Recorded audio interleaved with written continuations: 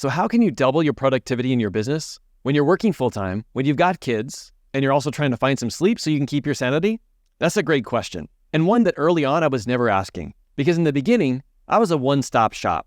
I was doing everything myself, from social media posts to doing my podcast and my videos, editing all the stuff myself, trying to figure out marketing and sales and email. Oh, and also trying to be a father and a husband while still working my LAPD career where we would be called in all hours of the day. Can I just say, I was kind of proud of wearing my hard worker badge up until the point that I realized where it was actually getting me. You see, we had hit a cap in our potential in our business. We had hit the $40,000 mark, and no amount of extra work, and trust me, I tried, could budge us from that space.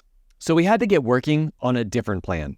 One that would help us go from $40,000 to $400,000 so that we could both leave our jobs and our careers and work at home full time. Can I just tell you, we're actually successful at doing that, but we really had to lean into the strategies that we're going to be talking about with you here today. Now, what we really did was create a powerful team of leaders to help step up and help us with things that had to get done, but didn't necessarily have to be done by us. And can I also tell you that most of the time they would do it way better than we could ever possibly dream of? This also freed us up for so much more time to do the things that only we could do. And it allowed us to be able to develop that skill even more so that we could lean into our strengths and never have to think about our weaknesses again. Now, it may sound like I'm trying to say that this is easy, and it wasn't by any means, but there's 3 different buckets we have to talk about today so that you can create a team that will help you step up and lead, take things off your plate, and set you up for massive success too. Now, what qualifies the both of us to teach on this? Well, first off, being with LAPD for 20 years, I rose up to the rank of Sergeant 2. In order for me to be most effective on the street, where literally our lives were on the line, I had to find out how to empower other police officers, how to get them to step up, and also how best I could fit that role so that they could be trained to be able to make decisions for themselves. Now, I took a lot of those strategies and moved them over to my business, where we currently have 5 different team members, and I'm also a part of my mentor's business where we work with many others. And honestly, I struggled doing a lot of these things incorrectly, which actually led me to find the correct way to do it. And I want you to avoid all of that at all costs, which is why I want to break this into 3 buckets today.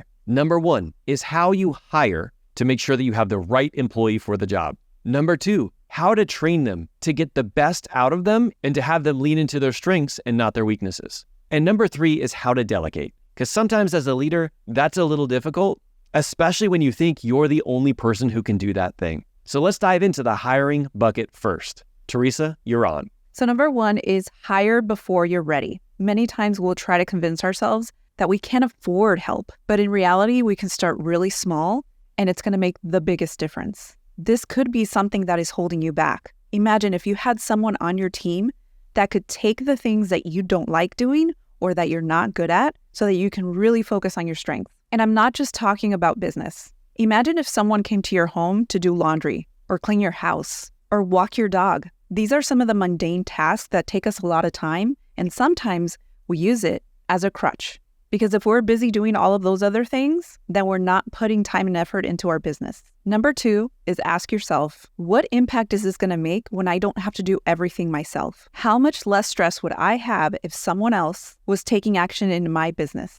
Sometimes we don't realize all of the things that we're doing in our business, and then add on the responsibilities that you have outside of your business. It's a lot. And sometimes we just have to sit down and write it all out. And if you do, you can find those things that you really don't need to do that you can hire somebody else to do. And number 3 is another question for you. What will this give you the ability to do instead? Again, if you look at all of the things that you're doing, if you take some of those tasks and give it to somebody else, what will that give you the ability to do? Maybe it's something you're doing now that you don't have time to do, or maybe it's something else entirely. Maybe it's learning a new skill. Maybe it's networking. Maybe it's doubling down on the income-producing activities.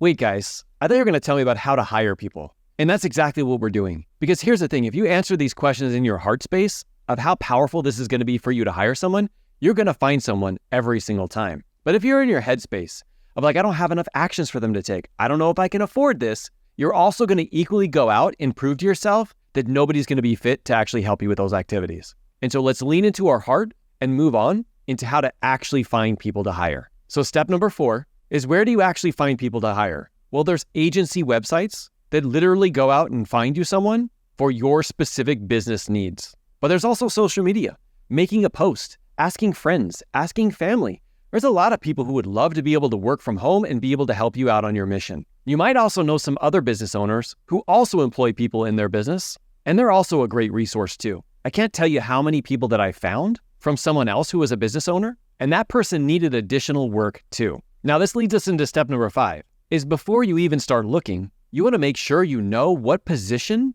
you are recruiting for. If you're looking for a virtual assistant, and that's a great place to start, they're not going to be somebody who's going to be able to compose emails in your voice, make videos for you, or edit your podcast. Those are very specific jobs. You want to make sure that when you're looking for people, if you need them to do those things, that you lead with that. You can't expect somebody you hire as a virtual assistant to be able to do all of those other skills. Now, what's really powerful is if you find somebody out there who is a really great leader, they're going to be willing to develop new skills along the way. That's one of the prerequisites for our team, is I make sure they know that these are the actual skills I need them to employ right now, but also I'm going to teach them brand new sets of skills so that they can become even more valuable to the marketplace and help me out in new areas, because I'm going to develop their leadership, not only for my business, but a lot of times for theirs. Now, even more important than the skills is the characteristics of the teammate that you're looking for, which is why I highly encourage you to do an actual interview first. Yes, even if it's your friends, even if it's your family, because you want to make sure that you set the expectations up front. A few things I always want to make sure whenever I'm hiring somebody is, can they think on their own? Are they going to be willing to provide me feedback and not just be a yes person? Are they willing to grow and continue to develop new skills? Are they willing to lead and take charge in areas instead of just being told what to do? Those values are critical for me because I don't want to just have other followers on the team. I want to develop other leaders. Now, I have a list of questions that I'm going to share with you here, because when you do interview them, I want you to use some of these so you can find out who they really, truly are.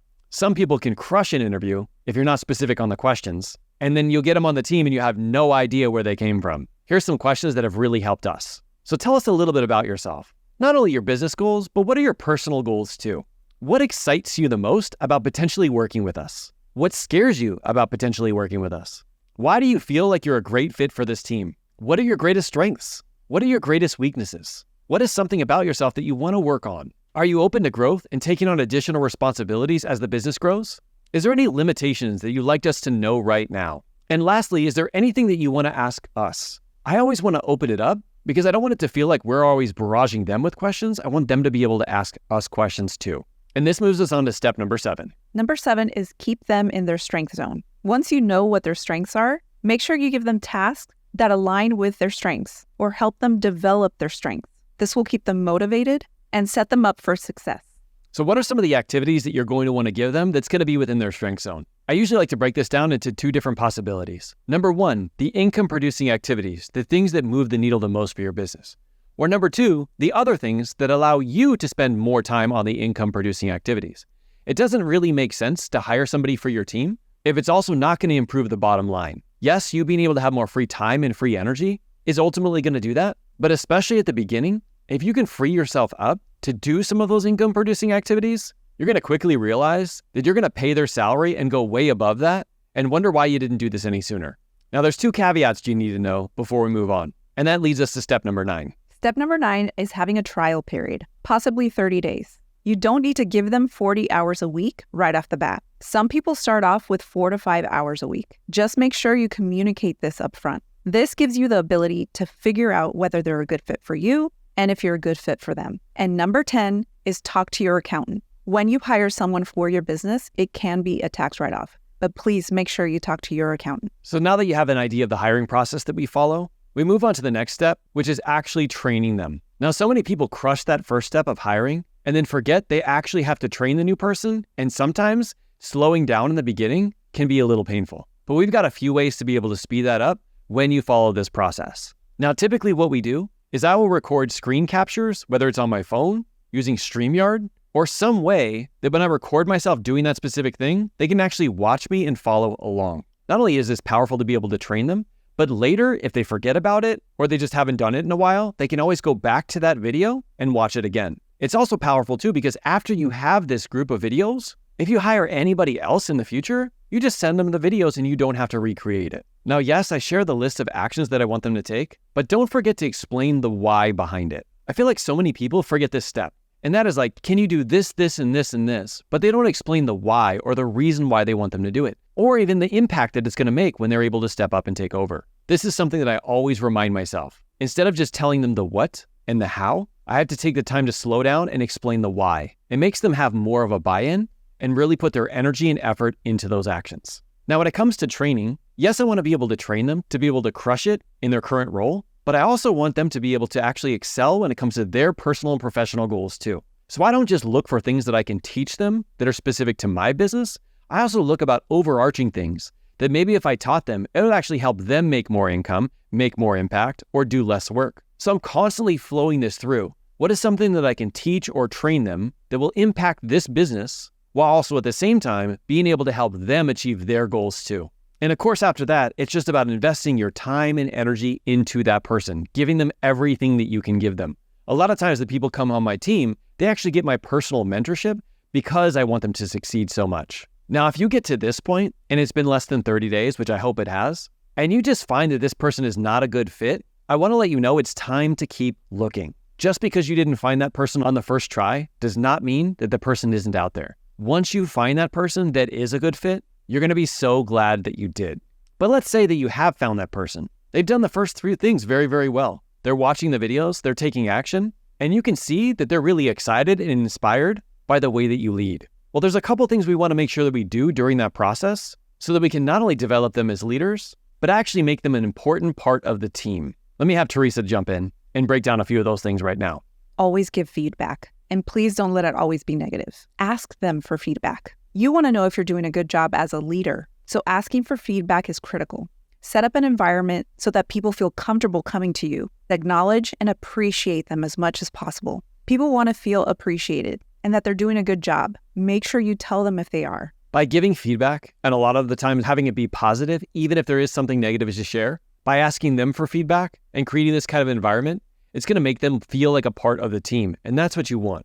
You don't want them to just be plugging in as if it's their job. You want them to be an active participant as if they're on a mission. And when you do this and you challenge each other, it's incredible the level of culture that you create for your team. Next comes the last part, which is actually delegating to them. Now we're going to go through this really fast. And it starts by you asking them this question. What are some things that they would love to be more a part of? After you first get somebody started and you start getting them to take some of the actions off your plate, you're going to want to continue to delegate more. Don't be stuck where you're currently at. By asking them a question like this, especially when they get some of the behind the scenes things that are going on, they're going to be able to recommend which actions they can take over for you. Then just lean in, teach them and train them, and then let it go. I always want you to be looking for opportunities for them to step up into a leadership role. Even if it's things that you feel a little bit uncomfortable with, sometimes giving them those tasks will get them to step up on an entirely different level. And they'll also know that you have the full belief in them. And that definitely goes a long way. You can also ask them, what are some new ideas? Maybe something that you haven't implemented that they think you should. Sometimes they'll even come up with tasks and activities for themselves to do that will move the needle for your team even faster. Just be open to that feedback. Now, as you continue to grow this team, you're going to notice that 1, maybe 2 leaders kind of step up. I want you to keep an eye on that because as you continue to grow, you're going to want to empower some of your leaders to actually start leading the rest of your team. Yes, at some point, you're going to outsource the outsourcing. And if you've done a good job like we talked about here today, they're going to be the type of leaders that are not only going to take it over, but they're going to crush it on an entirely different level. And that's what you want. Now, you might get to this point in the video and wonder, that's great, Mark. I really do want to hire, train, and delegate, but I'm actually looking to leave my 9 to 5 and become a full-time business owner. Now, all of these strategies 100% apply because this is what we did while we were still working full-time. But there is one more video that we need to send you to make sure that you're not blindsided when it comes to be the time for you to leave your job. And that's why we created this next video, the 10 things you absolutely need to know before you leave your job. Tap the screen to watch that video now. Thank you for what you do out there every single day, for being willing to hire, train, and delegate so that you can make a bigger impact in the world because the world needs more leaders like you. Thank you for being here. We appreciate you and keep leading from the front. Bye.